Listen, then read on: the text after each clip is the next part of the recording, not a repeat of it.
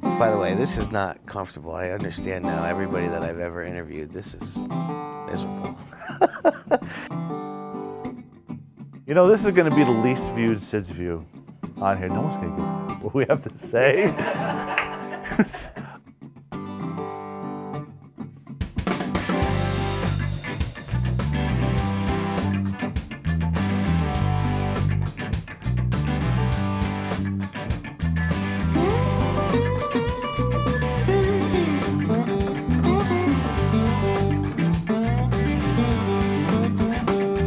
Hi, my name is Gail Saunders, and I'm one of the original producers who worked with Sid and Jesse when we first started filming the Speedbowl back in 2008. I've known Tom DiMaggio for about 33 years and change. I actually grew up in the same neighborhood area.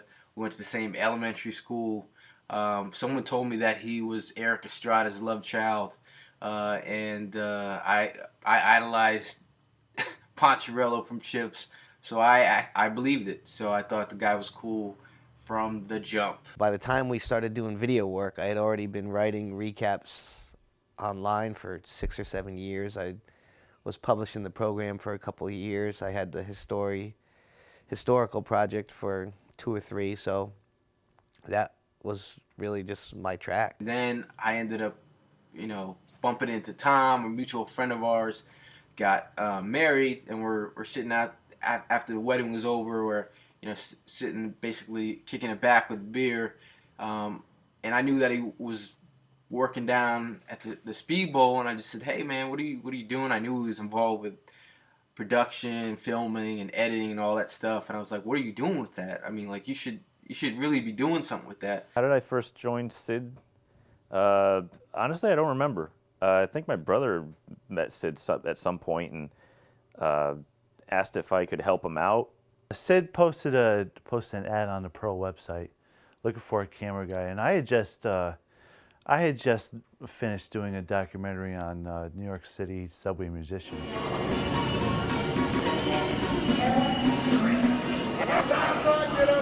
Now the NYPD has a little thing against the musicians who create a big storm.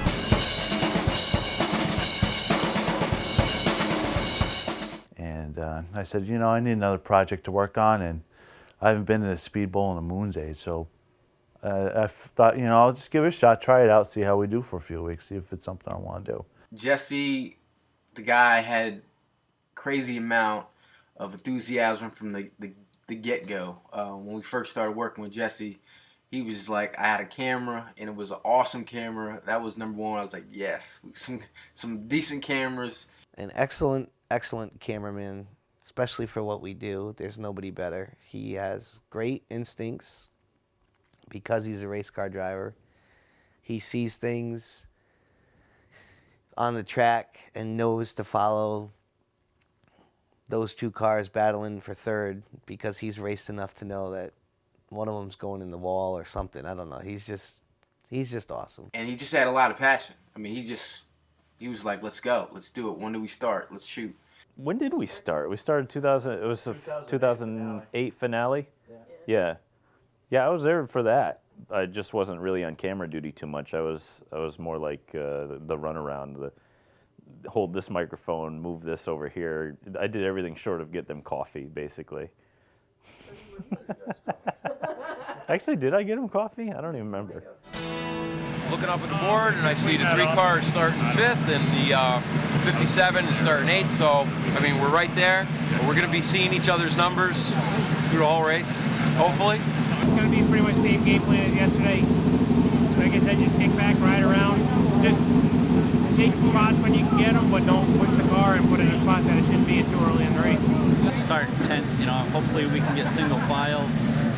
Everybody will kind of use their head and we can do some good racing. We got a real good car. We're hoping everything will work out. I think we'll be fine. We practice here on Friday and we haven't run here in a week or so because of the rain out. So the track's pretty much the same as it was Friday. We were off on Friday, so I got nothing to worry about. The biggest thing is going to be avoiding accidents. Starting in the back, the guys start to get a little crazy and just have to avoid that stuff. really the goal is to stay in the top 10 for the first half of the race, get up to the top 5 with about 30 to go, and then go for the win the last 20. I'm starting 5th, and Janovic and Rocco are right behind me, 7th and 8th. So we're all grouped right together. As long as everybody keeps their head, I can run a smooth race, it'll be pretty good. The quality production when we first started, we thought we did a pretty good job, but we look back on it now and it's pretty cringeworthy. But we did the best with what we had. I guess it was all right. I actually edited that on tape. That was how much in the Stone Age I was when we first started this. When I found out Sid edited with tape, I was actually looking for Michael J. Fox because I was like, damn, we have went back to the future. Because, you know, working at a media company like MTV Networks, you got top of the line equipment, top of the line editing suites. But on our no budget project, when we first started, it was just what we had. And Tom was a beast with his editing system that was a throwback. Who's going to be the 2008 SK Modified Champion? Will it be Dennis Gator, the 6-time SK Champion? Can he get the job done? He's been strong all year long. How about defending SK Modified Champion Rob Janovic? He's only 14 points behind. He's looking for a good, strong win here this evening. And what about Keith Rocco? What can you say about this driver? He came in here in the Mark Payne number 57 car. 6 feature wins to his credit. He's been strong week in and week out. Could he be the 2008 champion? Stay tuned. We'll know in just about an hour. That was the project where Dennis Gator won his 7th championship, and that's what started it off. And that first year was cool. I mean, Dennis Gator won his 7th championship. It was Rocco's first full season, and he was real cocky and pissing people off, but he was winning a lot of races, and he was fun to watch. Hey Rob, I'm getting a tough time here from the 57. The 57 says you'll win the championship, but if you're off, he's going to take you out. Yeah, tell him I got the message loud and clear.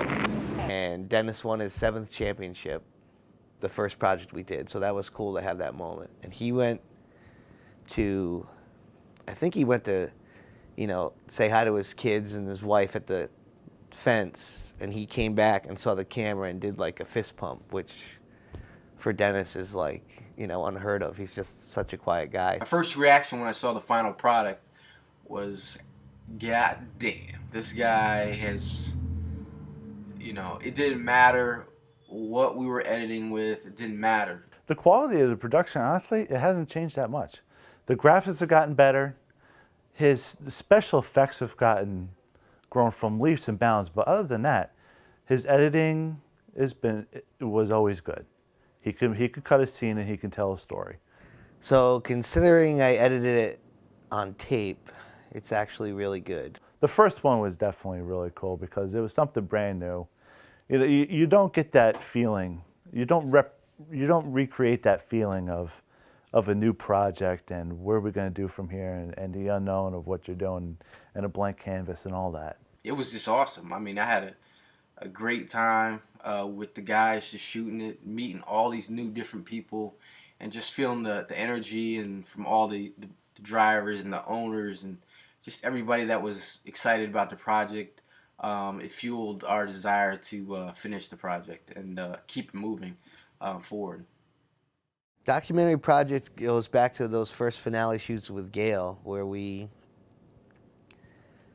tried to isolate the finale and just capture the championship battles. And I knew too much about the track history to know that not to sell short what we were doing, but it just wasn't representative of the best stuff at the bowl. Video work and the technology is such that part of the battle is just being active and continuing to do stuff. When you're putting a bunch of time capsules together, you're going to come up with something, and all the things that people have been donating to the project have been tremendous. Good afternoon, everyone, and welcome to racing here at the New London Waterford Speedbowl. In just a few minutes, we'll be underway with this afternoon's racing program, and you'll have plenty of thrills and chills as you watch them bumper to bumper and wheel to wheel as they roar around this third of a mile track here at the New London Waterford Speedbowl. I knew Don because his grandson is one of my closest friends, but I didn't know how involved he was. I just thought his dad was one of the builders, and he kind of went to the track because his dad owned it. And then the crowd filters in, you know, and it really it's neat. It's just something that's hard to describe. It's the feeling that you get, you know, when you hear them winding up, you know, and they're coming and they're going down the chute, and you love a good sounding engine. You hear those engines, and it gets you all pumped up, you know. Jesus, you wish you were in there, you know. You could tell when he was telling his stories that, you know, he was in his early 80s then, and if his body would let him, he would still drive a race car, which I just thought was the coolest thing in the world. You know, you almost get a little starstruck after a while, you know. I mean, Bob Potter was a big one. I used to go down there and see him all the time.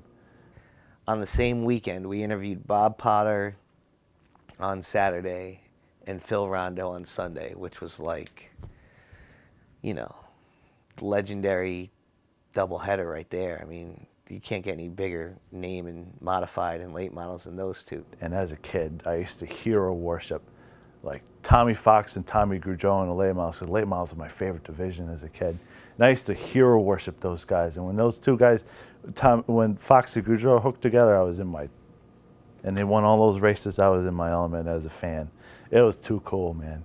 The documentary, we have our own deadline where we want to finish it next year, but it's more important that it's done right and we get exactly what we need. The biggest challenge to completing the documentary is going to be all on Sid. You know, it's all on his shoulders, because I don't know how many hours of footage we have already. I want to say almost 70 or 80 hours of footage. He's going to have to go by himself, review 70 or 80 hours of footage, take all these little notes, if he doesn't already have them inside his head like a savant, okay? And then write a movie around that, and he's going to do all by himself. That is so hard to do. That's an incredible amount of man hours. I mean, it's not going to take him 70 or 80 hours to edit. It's going to take him more like 300 hours to edit. It may take him, you know, 6-8 months to do it. There's no immediacy in the documentary. It's more of an artistic piece. There's more time into making it look good and telling the story correctly. The webisode, the story is there. It's just kind of a presentation of how you're going to do it. So just the challenge of being able to simultaneously work on both can only be good for me as a video editor, to challenge my skills, I guess. Sid's view is actually, it's a throwback. I kind of like the idea because Sid and I have the same idea. Like, we don't really care about the big show, the big NASCAR tour, the Sprint Cup Series. We don't care about any of that stuff. You know, it's a throwback to the days when the local guys were your heroes, and the local guys were the ones who meant everything. You know, you came down there to see them race. You didn't think that they were the star of tomorrow or something. They already were, you know. So that's kind of the idea, you know. It was to give these guys a bigger stage. I started Sid's view from Gail Saunders, actually, when we did the first finale shoot and we did the segment with me walking around in the pits. Where we're going now is we're going to go back to the Vin Esposito trailer to get the best food. Oh, watch out. Best food and a box of Joe waiting for us. So let's giddy up. What's up, bro? Hey, where's the diesel? Oh, he's over here now? Whoa. Vinny. Yeah, he's fitted like 2 cars. Dude, I'm trying to get a box of Joe going. Easy, Tuffy, easy. Hey, we're starting racing now. The break time's over, buddy. Hey, here he is. Oh, yeah, I see him over there. Throwing down a grit, checking out the motor like a tough guy. And Gail was the first person that mentioned the term webisode and said you could do that about anything, one of them being walking around the pits. Well, we were thinking about after the finale that we were thinking we want to see if we could do this every week. You know, we were going to have like 3 camera shoots. We're going to have one in the turn 2 tower, one in the main tower, and may even have one in the turn 4 tower and try it like that. But that kind of concept was really overwhelming, I think. That's all a lot of money, and and you can't relax, and you can't enjoy the races. When we did those finale races, I wasn't sitting in the grandstands. It was a constant hustle. So I never wanted to lose watching the races. I'm very protective of, when the features come, I want to be in the grandstands in the same section I've sat for 15 years, drinking beer with my wife and my friends, having fun. And I said, you know what? Why don't we just go in the stands and just stick in the stands and do it? And then his personality came about, and it showed what it is grown to what it is now. And the reception from everyone around him, his friends and everybody, seemed to like it. And it kind of just grew from there. It was actually simpler to do. I think we've been able to create an element where if you watch our videos, you see that we have fun when we go to the races. So I hope that's what people get out of watching it. Yeah, going mad. First ever webisode, I threw my wife right into the fire. It was Icebreaker Weekend, which is the annual event every year where I don't have a camera crew because my main man, Jesse, and his brother, Brent, race at Thompson. Well, my first experience with the video production side of it was me behind the camera being absolutely terrified. Burt Myers, and at the time, like the Madhouse show had like just ended within a couple weeks. And Madhouse was that show on History Channel about modified racing at Bowman Gray. That profiled like 5 or 6 drivers, you know, which eerily sounds like the finale video that we did 2 years prior, but we didn't have a budget. But anyways, he was racing at Thompson, and they made arrangements for him to come to the bowl, which I thought would be a cool moment. If we're going to start videoing stuff, this is a moment that we have to be there, and I didn't have a camera crew. Well, I got a camera. I pulled some strings, and the only camera I could get was this ridiculous broadcast quality camera that was really expensive. And I just started dating this girl about 7 or 8 weeks ago, and I think it might have been her first time at the track altogether. So I gave her the camera and said, we're going to go film this guy Burt. He was on TV a lot. I think it might be a big deal. It was just one of those things, racers talking to racers. Tom Fox thought it was a great idea. He knew somebody who knew Burt Myers. As soon as we got him on the phone, he was just like a regular guy, and he was excited to come and run a bull ring. All right, we're here with Burt Myers here at the Waterford Speedbowl. Of course, he's from the Madhouse show on the History Channel. Burt, you've been out on the bowl. You had the heat and the scuff session. First impressions here of our Shoreline Oval? I love it. You know, it's this is right up my alley with a little short track, and it seems like there's 2 grooves you can run in or out, and I'm looking forward to the feature.